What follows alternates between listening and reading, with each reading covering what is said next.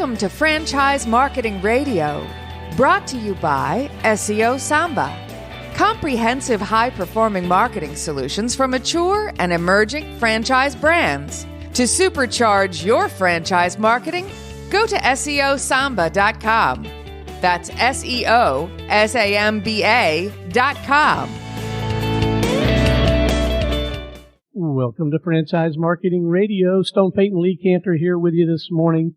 Today's episode is brought to you in part by the Business RadioX Studio Partner Program, equipping franchisors to help franchisees dominate their local market. To learn more about serving your market and growing your business, go to mybrxstudio.com. Lee, this is going to be a fantastic segment. Please join me in welcoming to the broadcast CEO with FranNet, Miss Jania Bailey. How are you, Jania? I'm great. Like everyone else, a little house burned, but this too shall pass. Well, Jania, before we get too far into things, tell us a little bit about FranNet. How are you serving folks? Well, FranNet is a 32-year-old company, and the way we work, we very much similar to a executive recruiter on the job market. If you translate that now to franchises, we work with about 200 brands, and they describe to us the people they are looking for as a franchisee. You know, what are the characteristics, the background? We really get to understand those brands. Then as we're working with our clients, and we generate those in a number of ways, primarily in local market activity. And we meet these people that are interested in exploring business ownership. We introduce them to franchising, first of all, and explain the difference in a franchise and being self-employed. And then we help them build what we call their personal business model. You know, do you want employees, not want employees, want to work from home, retail service? You know, just go through the whole myriad of questions you have to ask. Then we begin the matching process, and we eliminate brands that don't line up for them, and hopefully we come up with 3 to 4 that look like and feel like a good match for what they're looking for. We then make the introduction and help them with the evaluation process to get to a yes or a no. Now, it sounds a little bit to me like kind of Russian nesting dolls in that FranNet, the franchisor, has franchisees in local markets that offer franchises to people who are looking for either that second act in their career or want to be an entrepreneur or are interested in kind of owning their own business. Is that accurate? That is accurate. Good job. So now, as FranNet, from corporate standpoint, is the biggest challenge finding your own franchisees, or is it finding the right franchise partners to recommend to the franchisees to their clients? The biggest challenge, well, 2 challenges, and I've been in this position 14 years, and, you know, at any given time in the economy, it's different sides of the coin. But one side is obviously finding the candidates that are interested in business exploration. So that's one thing we're always focused on. The other side is finding those franchise concepts that are in alignment with what the majority of our clients are looking for. We get a lot of concepts approaching us, but we take them through a very diligent vetting process, and not just are they a good concept or a bad concept, but again, are they in alignment with what the majority of our customers are looking for? Are we going to be able to be a good steward back to that franchisor if they join our portfolio?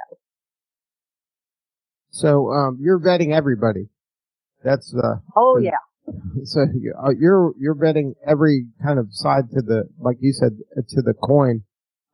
What's kind of characteristics, let's take each one individually. What's a characteristic of a good franchisee in a local market? What kind of characteristics do they have? They are people who are ready to take control of their lives and their career moving forward. A lot of times, I'd say the majority of our clients have been downsized or right-sized one time too many.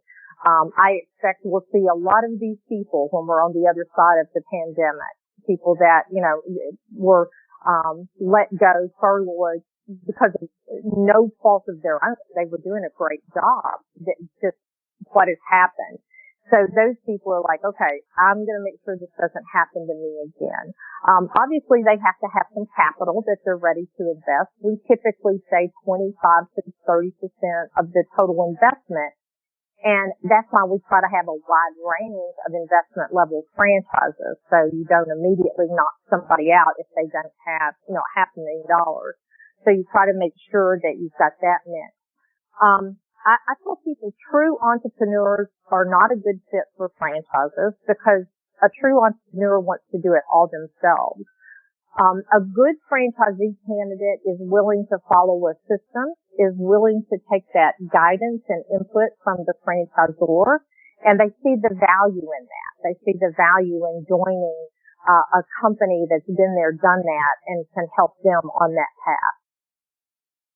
And then from the other side of the coin, the franchises that you represent, what are the characteristics they have? I would imagine because there's so many out there in such wide variety of industries, they would have similar characteristics though in terms of kind of values and, the math about it as well. Like some would be B2B, some would be B2C. Like how do you kind of, the appropriate ones? Yeah, we try to have a good mix. Now, we automatically rule out hotels. We don't have clients that are looking for a multi-million-dollar investment. So that's kind of off the table. Quick serve restaurants, in terms of the actual going in and setting down a Chili's or Applebee's, those are outside our bailiwick, really. Very little in QSR in general and fast food because a lot of food concepts are looking for people with prior food experience and that's not who we see.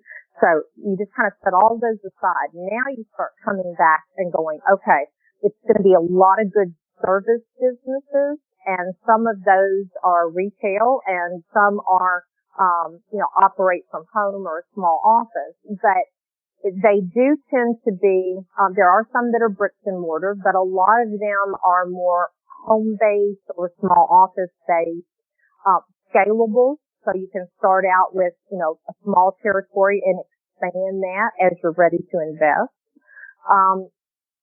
The things that they will have in common, they have to have a solid concept in proof of concept. And by that, not somebody who's just got a great idea and a single unit they've been operating and now they want to franchise. We need to see that this has been tested in more than one market with someone other than the founder. Ideally, we want to see, a minimum of 10, open units that have been open and operating and you've got some track record. Obviously, the longer they've been in business, the more comfort you tend to have and the more validation you can do. And speaking of validation, that's probably one of the number one things that will rule people out of coming on board with us. If their franchisees aren't happy, if their franchisees don't feel like they've been taken good care of and supported by the franchisor, we don't want our clients even looking at that brand. Now, when you say validation, is there an industry definition of, okay, that franchise has been validated, or is there a FranNet kind of criteria that in your mind says, okay, this has been validated enough for us? Well, there's a couple of different survey companies out there and we do take their information and that's great, but, I was a banker in a former life before this job, before I got into franchising. So, I feel like for us to make some of the calls ourselves and, it depends on how large the franchise is, the number of calls we'll make, but we want to make random calls to franchisees and we've got a laundry list of questions that we ask. And the very last question is, would you do it again? If you knew everything, in the beginning that you know now, would you do it again? And we ask for, them to go into a little detail about that. But we get a good feel for the, complexion of the franchisees. And, we like to talk to some that are superstars and we want to make enough calls we get to that average Joe in the middle of the pack. And it's always helpful to talk to people who aren't as happy. So you can kind of see what separates them. And is it the individual or is it a weakness in the system? So those are the things we're trying to figure out as we do our vetting process. Now, how do you help that person in a local market that sees, maybe they traveled and they're like, wow, there's so many cupcake places in this city. I bet a cupcake place would be good here, or a yogurt place, or you see some of these kind of fads that seem like super popular and they seem everywhere, and then all of a sudden they're gone just as quickly as they started.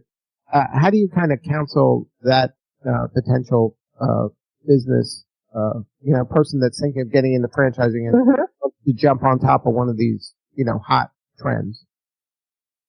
Well, that is an interesting question, and it's one of the things that we cover in our seminars and webinars we do. And I do use the example of frozen yogurt. I tell people, don't fall in love with the product or the service or the idea of the product or service. I love frozen yogurt, but for me to buy a frozen yogurt franchise would be a big mistake. And the reason is I don't want a business that's open 7 days a week and has long retail hours, which a yogurt shop would have to have. I also would not be comfortable with the staff. I prefer to work with other adult professionals, not teenagers, young people that may or may not show up for work. So, you've got to look at it, and that's what I tell people to do. Let's look at, will you love what you'll be doing as an owner? It's not whether or not you love the product that's coming out the other end or the service. And how comfortable are you with the primary role the owner has to play? I was with a hair care concept for years, and the job was not to cut hair.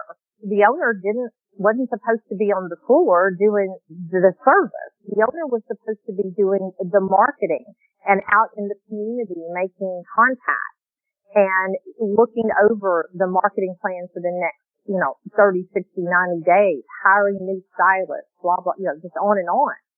So you had to make sure your skill set was in alignment with what it took to be a successful franchisee. Hope that helps. And so that's the reason we challenge people is, yeah, I love cupcakes too, but let's look and see what does it mean to be an owner of that, and does that make sense for you?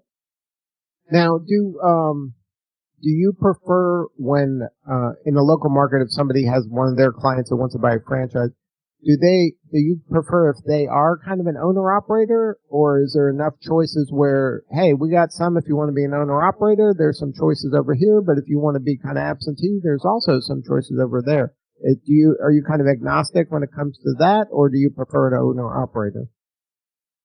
We have some of both. Realistically, there's the investor model and then the owner-operator. I tend to call them semi-absentee instead of absentee. I don't believe you can ever own a business and be totally absent from it. So you're going to have some roles. And a lot of times it's manage the manager.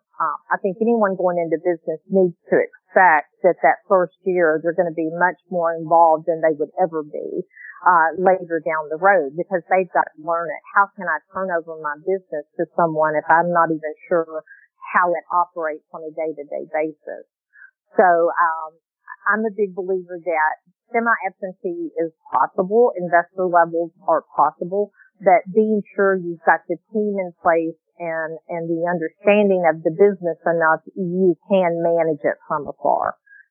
And then we still have a lot of just owner-operators, people that want to get in and own 1 unit or 3 units or, a small area. We have a mix of all of that. If you're just now joining us, you're listening to Franchise Marketing Radio. Our guest today is the CEO with FranNet, Miss Jania Bailey.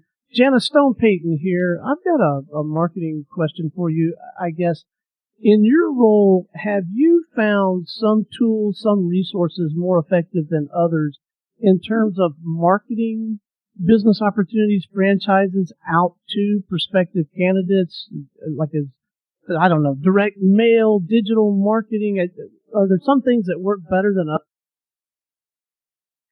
Well, so that seems to change with, I found that, when I took over FranNet, one of the things the guys were still doing, a lot of our franchisees were placing a weekly ad in the newspaper. Well, obviously they don't do that anymore.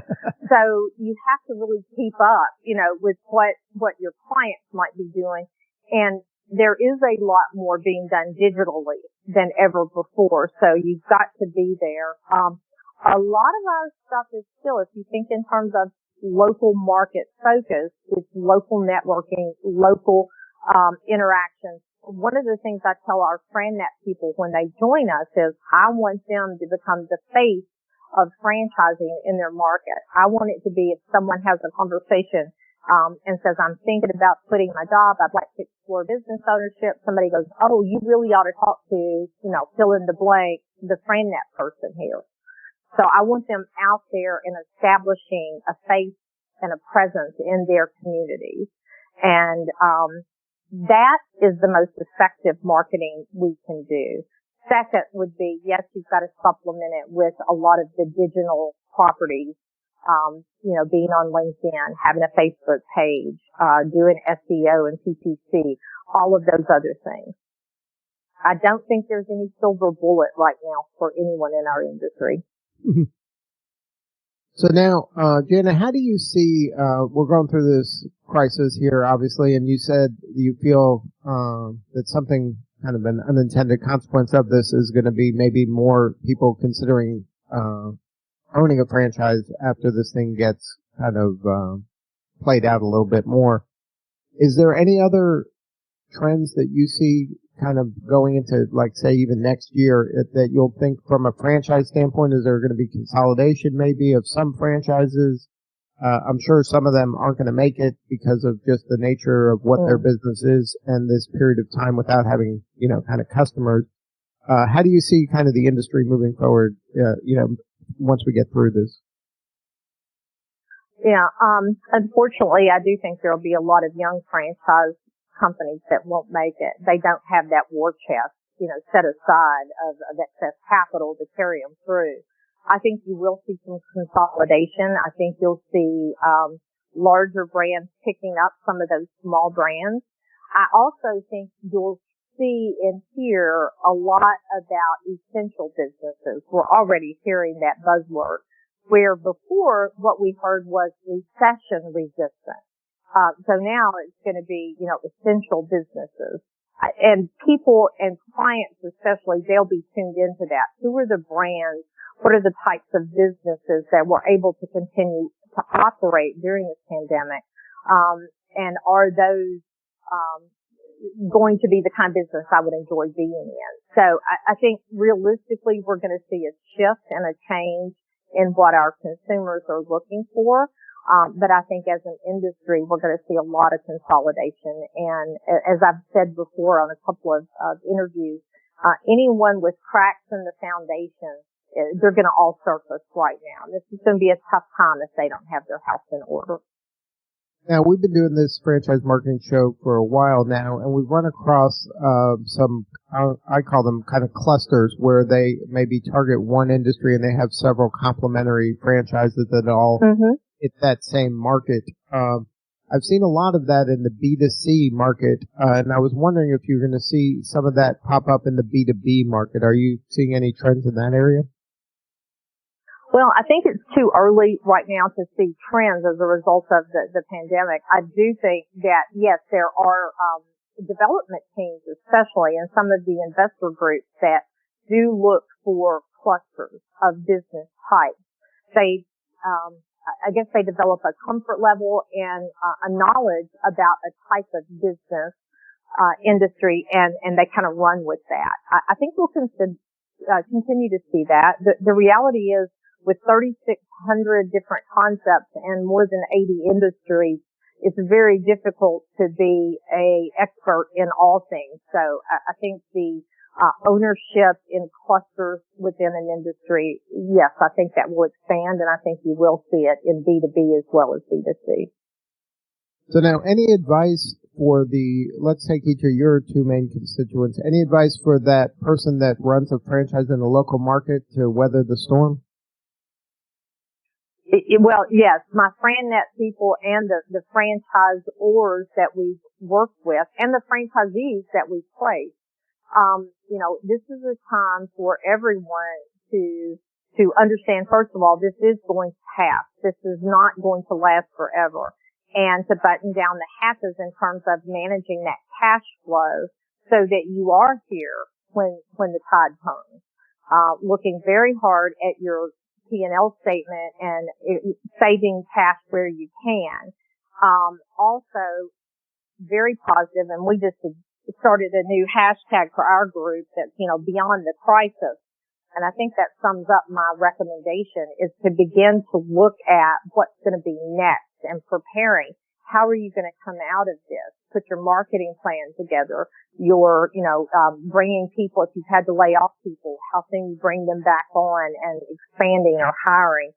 Really thinking through, a 30, 60, 90, 120 day kind of plan to make sure that you don't get caught up in just the onslaught of this negative environment that bombards us from the television and radio right now. Yeah, I agree. I think that during this time, no matter what your situation is, it's a fight to stay positive. And I think it's important from a brand standpoint, no matter what your brand is to stay out there in some manner, to show that you still, number one, exist, so your customers don't forget you. I think that's important. Some sort of brand ubiquity where you can go out there and let people know that you're still in business and that you want to help. And it may not be exactly what you do for your day job, but let them know that you have resources and you're willing to help, and just, try to stay as top of mind as you can in a positive manner. I don't think you can kind of stay in a bunker and then pop your head up in 3 months and say, okay, I'm back. I agree. I got an email this morning from a massage concept that, I've utilized their services, reminding me that they're there and, they miss their customers and that they'll be reaching out as soon as the doors can be opened again. And, my hairstylist reaching out and saying they miss us as much as we miss them. And those kind of things are important and they're not expensive. And it does resonate very well with your clients to know that you're still there and that when this is over, they will be there for you. And I would imagine you want all the people out there now that are wondering if they are going to have jobs at the end of this to think about FranNet as a possible way to kind of control their own destiny no matter how this shakes out, right? I definitely would offer our services. It's one thing when you're set at home, you don't have anything else to do. You can be doing research and investigating and seeing if this is something that long term you want to explore. So it could be a positive use of your time. And obviously we would love to do that. So now what's the first step if somebody wants to explore FranNet as an opportunity in their market? They would go to our website. And it's frannet.com, 2 N's, FRANNET.com. And there's several calls to action. They can actually take, what we call an assessment, readiness assessment. And it helps them kind of see where they fit in and are they in fact kind of geared towards business ownership. They can immediately reach out to talk to a consultant in their market. They fill out a short form there. Or they can call directly to that consultant in their market. So lots of different ways to connect with us. And the one thing I can promise, none of our people are in any sort of pushy roles. They never are, but especially now, we're very respectful of the fact that it's a scary time. It may be a good time to just explore, but it's definitely not a pull the trigger buy time.